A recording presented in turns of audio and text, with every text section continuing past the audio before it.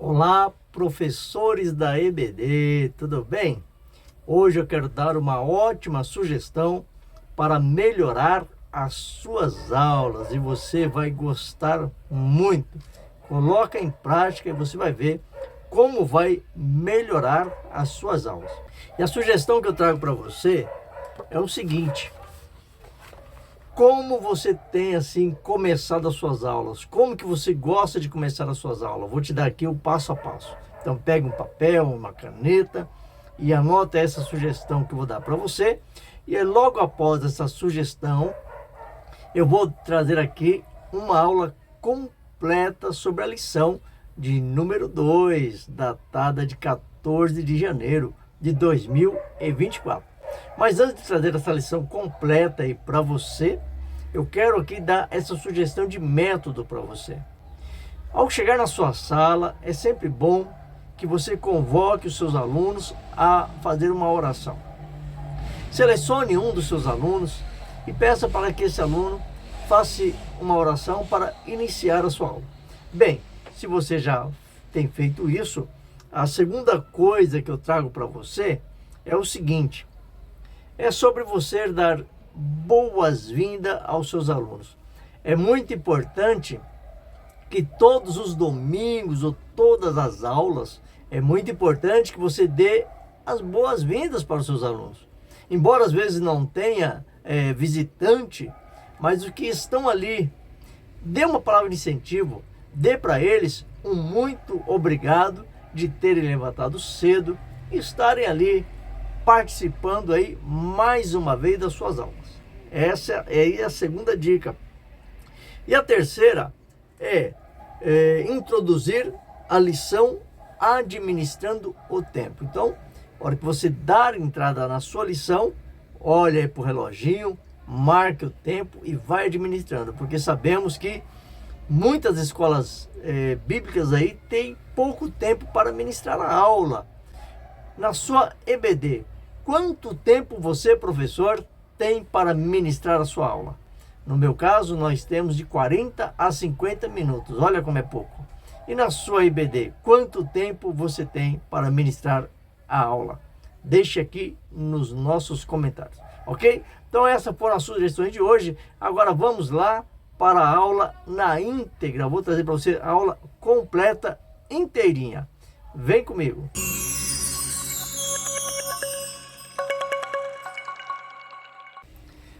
Olá, sejam muito bem-vindos ao canal Tutorial EBD, canal de bênção para você e para a sua escola bíblica dominical. Hoje estamos aqui com a segunda lição da CPAD, estudando aqui o corpo de Cristo, origem, natureza e vocação da igreja no mundo. Essa lição maravilhosa aí, cujo comentarista é o pastor José Gonçalves. E nós vamos estar aqui hoje deslumbrando aí, vamos estar aqui hoje trazendo aí dicas, informações de como você, professor, pode aplicar esta aula. Se você ainda não me conhece, eu sou o superintendente Oswaldo e professor também da Escola Bíblica Dominical. Lecionamos na IBD há mais de 20 anos e estamos aqui trazendo informações para melhorar a sua IBD. Aliás, se você ainda não é inscrito, se inscreva no nosso canal, deixe aí seus comentários ou deixe um joinha, ative aí o sininho das notificações para você não perder nenhum conteúdo. E hoje eu quero trazer para você como que você pode aplicar essa lição e ter aí um bom resultado. Então eu vou explicar para você sobre o texto áureo, vamos passar pela verdade prática, vamos ler aqui alguns versículos e vamos aí, à medida que for desenrolando aí o texto, a gente vai trazendo aí explicações, tá? O texto áureo está dizendo assim: mas vós sois a geração eleita, o sacerdócio real, a nação santa, o povo adquirido, para que anuncieis as virtudes daquele que vos chamou das trevas para a sua maravilhosa luz. Está lá em 1 Pedro, capítulo 2, versículo 9. E a verdade prática está dizendo o seguinte: por meio de cada imagem que retrata a igreja, O Espírito Santo revela-nos o quão gloriosa ela é. Então veja bem, aqui o pastor José Gonçalves, ele trouxe dois apóstolos para estudar, para colocar nesta lição. O apóstolo Pedro, que está aqui no texto áureo, e traz também o apóstolo Paulo, completando essa lição de número 2, que o tema é imagens bíblicas da igreja. Qual a importância dessas imagens? Então veja bem, pessoal, como nós sempre gostamos de iniciar a aula fazendo pergunta, eu quero deixar aqui duas perguntas para você fazer para os seus alunos, tá? Pergunta de número 1, é bom você perguntar para os seus alunos: qual a importância da igreja? Pergunte aí para você, qual a importância da igreja? E a pergunta de número 2, o que é castidade? Será que seus alunos vão saber responder o que é castidade? É bom você fazer uma dessas perguntas aí para trazer aí um aquecimento aí na sua aula, tá bom? Não esqueça de dar a resposta para eles, hein? Senão eles vão te cobrar aí depois. O texto áureo vai falar de 4 coisas fundamentais para a igreja. Primeiro, fala da geração eleita. Quando fala da geração eleita, pessoal, está fazendo referência a Abraão. Depois ele fala do sacerdócio real. Quando ele fala do sacerdócio real, ele está falando, fazendo referência à tribo de Levi. E quando ele fala da nação santa, a nação santa, pessoal, ele está fazendo referência à nação de Israel. E depois ele fala sobre um povo adquirido. Quando ele fala do povo adquirido, ele está fazendo menção ao povo de Deus.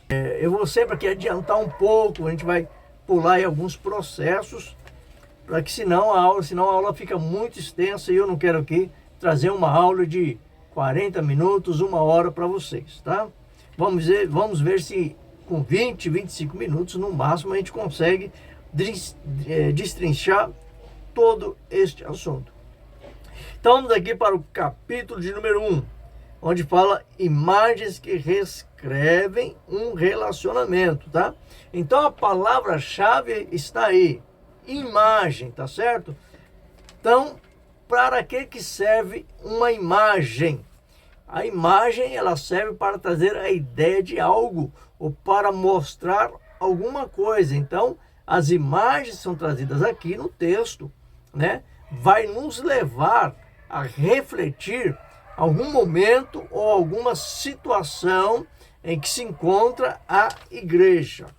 Então, deixa eu trazer aqui para vocês, olha. No capítulo 1, imagem que descreve um relacionamento. Então, a primeira imagem vai falar sobre a noiva de Cristo. Sem dúvida alguma, a imagem da igreja como a noiva de Cristo é uma das mais belas das Escrituras. Na verdade, a Bíblia usa tanto a figura da noiva como a da esposa para representar a igreja. Primeiramente, a igreja é descrita como uma virgem pura. Está lá em 2 Coríntios, capítulo 11, versículo 2. Convém destacar que a palavra grega partenos, traduzida em 2 Coríntios 11, como virgem pura, é usada em relação a uma donzela. Aliás, você sabe o que é uma donzela? Que ainda não contraiu núpcias. É uma figura da igreja como noiva, trazendo uma ideia de castidade, pureza e fidelidade.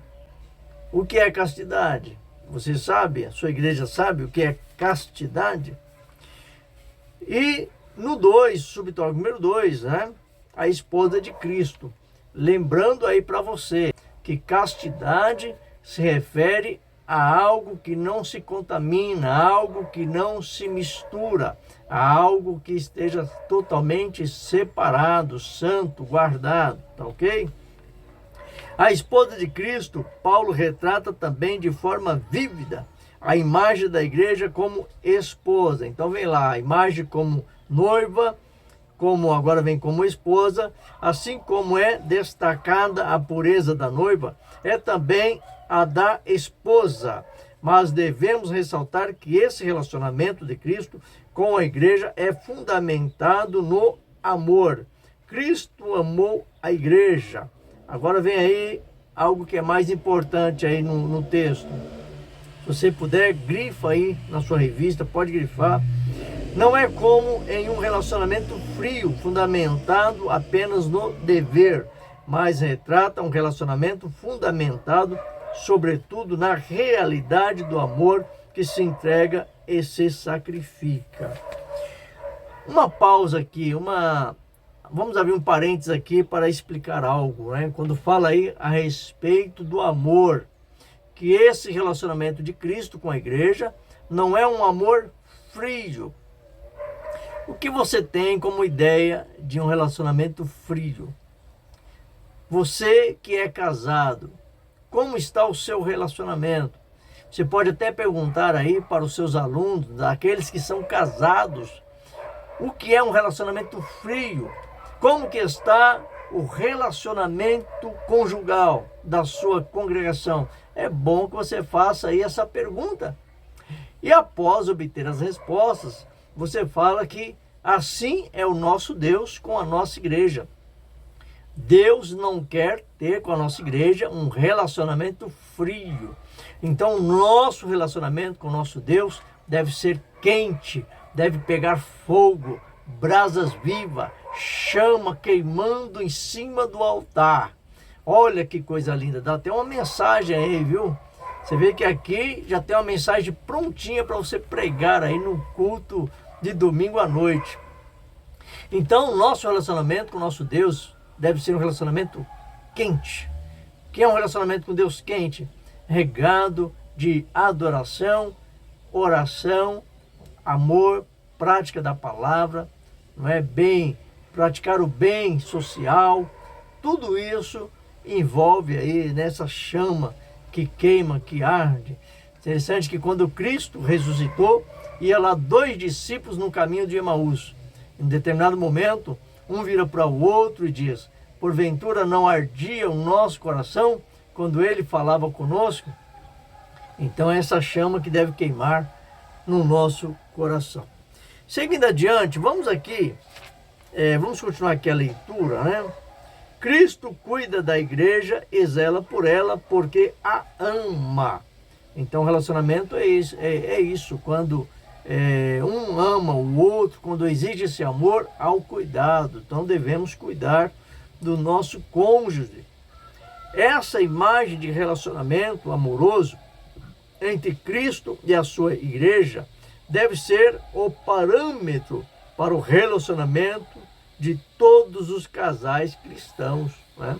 Então, o casal cristão deve, né, olhar para esse amor, baseado neste amor, olhar como que está o seu relacionamento em casa. Está frio ou ele está pegando fogo? Olha a mensagem aí, Deus falando com a gente, hein? Subtópico de número 3. Rebanho de Deus. Tá? Quando reuniu os presbíteros na cidade de Éfeso, o apóstolo Paulo os exortou. Você pode estar ouvindo aí, né? Parece até que eu moro numa chácara, num sítio, né? É cachorro latindo, é galo que canta aí. Cantar do galo aí. Mas vamos seguir, Deus é bom, vamos seguindo aí, vamos adiante. Não vamos perder o foco. Às vezes na IBD é assim, né? Alguns irmãos puxam alguns assuntos que acaba saindo, fugindo do foco, né? Mas voltamos aqui para o foco da nossa lição. Aqui a igreja é retratada como um rebanho de Deus. É uma metáfora que ilustra a relação existente entre a ovelha e o pastor. Paulo deixa claro que esse rebanho custou um alto preço, o sangue de Jesus Cristo. Tendo em mente essa imagem, o apóstolo Pedro também põe isso em evidência. Está lá em 1 Pedro capítulo 5. As palavras de Pedro devem servir de parâmetro para todo pastor que cuida do rebanho de Deus. Na verdade, ele mostra o que o pastor não pode fazer no seu trato com a igreja, pois ele deve ser um modelo para o rebanho de Deus. Então, mostra aqui a ideia, né, do pastor, que ele precisa, né, estar ali para cuidar do rebanho de Deus, né? Quando reuniu os presbíteros da cidade de Éfeso, o apóstolo Paulo os exortou. Aqui a igreja é retratada como um rebanho de Deus. Então, que o pastor venha cuidar bem deste rebanho como Cristo, né, cuida da sua igreja. Vamos avançando então aqui para o capítulo de número 2. Capítulo número 2. Imagens que descrevem função. Subtópico número 1. Geração eleita, sacerdócio real, nação santa e povo adquirido. Quando fala de povo adquirido, está falando de propriedade, tá? Propriedade exclusiva. Quando você compra, né, uma propriedade, quando você compra um bem, podemos dizer que você adquiriu. Você adquiriu algo, você adquiriu um bem, uma propriedade. Então aqui está dizendo que de um povo adquirido, ou seja, Deus tomou para si. Então nós temos um dono, a igreja tem dono. Assim como havia um povo de Deus debaixo do antigo pacto, que está lá em Êxodo capítulo 19, da mesma forma Deus possui um povo debaixo do novo pacto, né? Então, assim como no antigo pacto Deus tinha um povo, tá? E no novo pacto Deus continua tendo um povo, tanto no antigo como no novo. Refere aqui que Deus tem um povo, continua tendo um povo. Letra A, geração eleita. A palavra grega genos, traduzida aqui como geração, também possui o sentido de raça. Raça nos dá uma ideia de etnia. Que etnia? É um povo separado, é um povo de uma única raça. O Novo Testamento mostra que em Cristo, tanto judeus quanto gentios fazem parte de uma só geração ou raça, por causa do que eles têm em comum, tá? Raça, etnia, é um povo que tem algo em comum, ou algumas coisas, né? Algumas características em comum. Não há distinção de raça, cor, sexo ou estado social. Em Cristo todos formam a geração eleita. Então, em Cristo, todos nós formamos uma única etnia. B. Sacerdócio real. Em sua primeira carta, o apóstolo Pedro descreve os crentes que formam a igreja de Cristo como os que exercem um sacerdócio real. Essa imagem vem do antigo sistema sacerdotal levítico. Na antiga aliança, Deus escolheu uma família, a de Arão, para oficiar como sacerdotes. Da mesma forma, ele fez na nova aliança. Contudo, há uma diferença fundamental entre o sacerdócio exercido debaixo da antiga aliança e aquele exercido na nova aliança. Que diferença é essa? Ali, essa função era reservada apenas para uma tribo, a de Levi. Dessa forma, a família escolhida para essa missão foi a de Arão. Por outro lado, debaixo da nova aliança, todo cristão é um sacerdote. Então, olha aí, fiz isso daí, pessoal. Professores da IBD, todos nós em Cristo somos um sacerdote. E qual é a função do sacerdote? O sacerdote tem a função de interceder pela tua família, pela tua igreja. O sacerdote tem a função de orar. Então, todos nós temos hoje a função sacerdotal. Devemos orar e interceder. Letra C. Nação santa é um povo adquirido, ambos os termos mostrando o que essa nação e esse povo eram, representavam e deveriam ser. Não era uma nação ou um povo qualquer, era uma nação santa, um povo adquirido para Deus.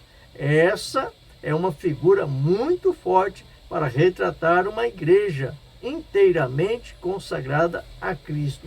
Então aqui mostra que nós, como igreja do Senhor, nós não somos um povo qualquer. Ai daquele que tocar na menina dos olhos do Senhor. A igreja não é um povo qualquer. Todos aqueles que ousaram tocar na menina, ousaram tocar na noiva do Cordeiro, pereceram e sofreram graves consequências. Subtópico número 2, corpo de Cristo. Essa é uma das imagens mais fortes e frequentes no Novo Testamento para retratar a igreja. A igreja é o corpo de Cristo mais do que uma organização. A igreja é um organismo vivo. A analogia da igreja como um corpo é muito significativa. Primeiramente porque retrata a harmonia, a unidade que há no corpo. No corpo humano, tudo está em seu devido lugar. Nós vamos ler aqui agora 1 Coríntios capítulo 12, versículo 12. Seria bom você também ler junto com seus alunos essa passagem da Bíblia. Todos os membros cooperam para o bom funcionamento do corpo. Vamos ver lá o que está escrito em 1 Coríntios capítulo 12, versículo 12. Vamos abrir aqui. 1 Coríntios 12, 12. Na minha tradução está assim, olha. Porque assim como o corpo é um e tem muitos membros, e todos os membros, sendo muitos, são um só corpo, assim é Cristo também. Então, nós somos membros do corpo de Cristo. Então, veja bem, eu sozinho não sou a igreja. Eu posso estar representando a igreja, mas eu sozinho sou membro de um corpo. Eu já vi às vezes alguns irmãos referindo-se às irmãs como membra. Só uma correção aqui, gente. Não existe no português a palavra membra, tá? É membro. Essa palavra ela é unissex, tá? Você pode utilizar tanto para homem como para mulher. Então, membro, ela é membro do corpo de Cristo, tá? E como membros deste corpo, cada membro tem uma função, tá? Cada mão tem uma função, cada dedo, a orelha, o ouvido, o olho. Então, cada membro tem uma função. Então, assim se refere apóstolo Paulo aí no livro de Coríntios, tá? Vamos passar agora então para o capítulo de número 3, imagens que descrevem a habitação. Então aqui vai falar sobre o santuário de Deus, vai falar sobre a casa de Deus e vai falar sobre o privilégio de ser igreja. Então vamos lá, já puxando aí para a nossa conclusão. Santuário de Deus, tá? Lendo aí embaixo, é bom você grifar. A igreja, onde está aí, ó, 1 Coríntios capítulo 3, versículo 16. A igreja retratada como sendo um santuário, a habitação de Deus. Vamos ler, pessoal, aí, 1 Coríntios capítulo 3, versículo 16. Vamos ver o que está escrito lá. 1 Coríntios 3,16, está aqui. Não sabeis vós que sois o templo de Deus e que o Espírito de Deus habita em vós? Então nós somos o templo de Deus, morada dele. E devemos ter essa consciência que em nós habita o Espírito Santo de Deus. Descendo aí, vamos agora aí para subtópico número 2, casa de Deus. Então você vai grifando aí na sua revista essas partes aí que eu considero como mais importante para você passar para os seus alunos, né?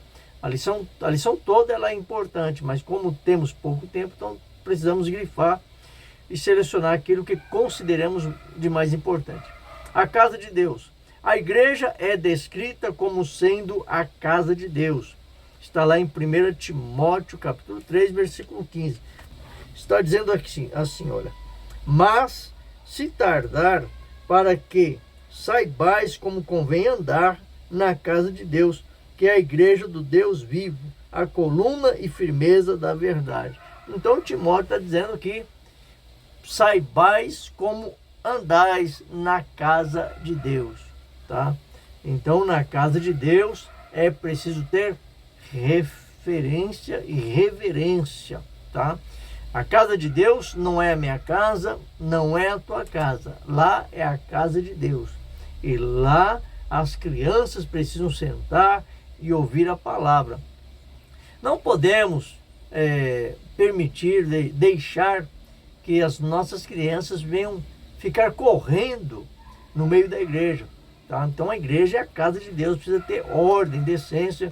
Não podemos ficar de qualquer maneira na casa de Deus, né? Às vezes é um levanta, toda hora um levanta e anda e vai no banheiro e vai lá fora.